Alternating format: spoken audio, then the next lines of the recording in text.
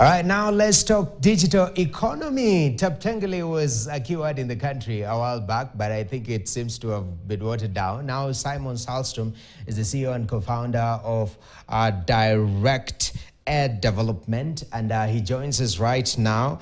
Simon, thank you very much for making time. First of all, when you talk about digital economy, in the context of Kenya and young people, most of the times we think about online jobs. That area, what are you doing as Direct Ed Development to sort of turn the tides? What is new that you're introducing in this space? Well, first of all, thank you for having me on the show.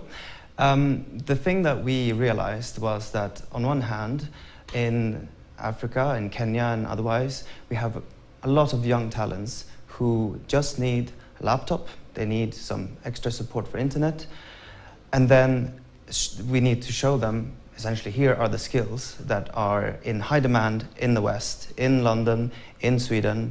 So what we do, which is quite unique, is we go and train students right after high school, right after the KCSEs, and we give them state-of-the-art training. We have lecturers coming in from Harvard, from MIT, Google DeepMind, giving them the world-class education to bring the digital skills to Kenya and other parts of Africa. All right. And so far, that particular demand, the global demand for this workforce, because we have a huge population of young people that are unemployed, but at the same time, you're saying there is a demand out there. How big of a demand is it out there? Well, these things are always hard to quantify, but overall, the global software market is about $700 billion. Now, even if you can take just a fraction of that, that is a lot of job opportunities. Now, we have to be very careful as to what exactly we're talking about here.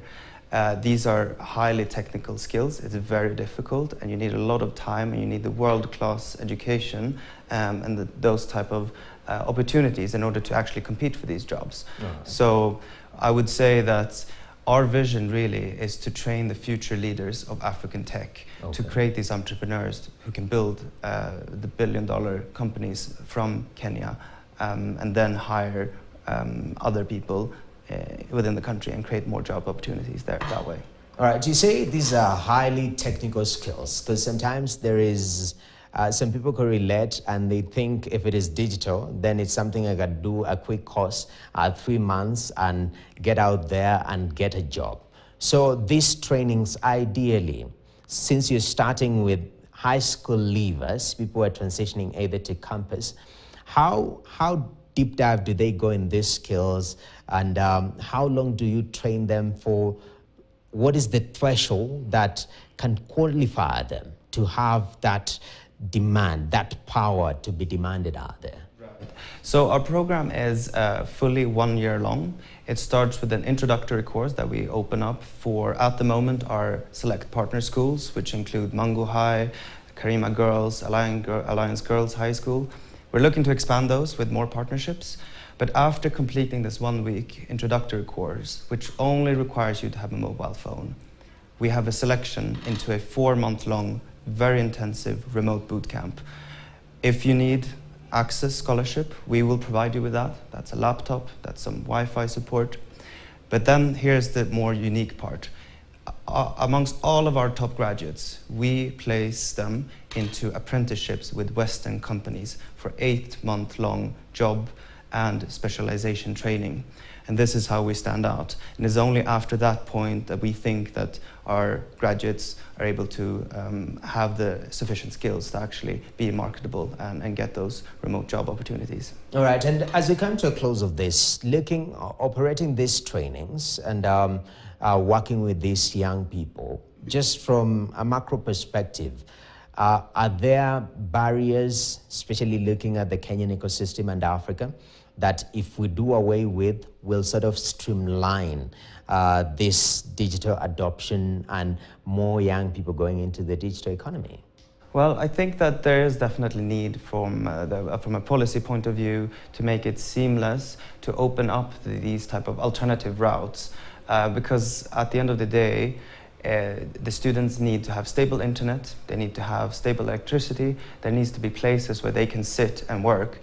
employers will be reluctant in the West to hire someone who says, well, sorry, there was a blackout. I can't finish the deadline. So that type of stable support needs to be in place for this to work at larger scale. Definitely. And finally, the vision in regards to, as a country, we have Vision 2030. I don't know, as an organization, and also looking from a wider perspective, where is the digital economy going? What impact are you hoping to achieve in the next few years?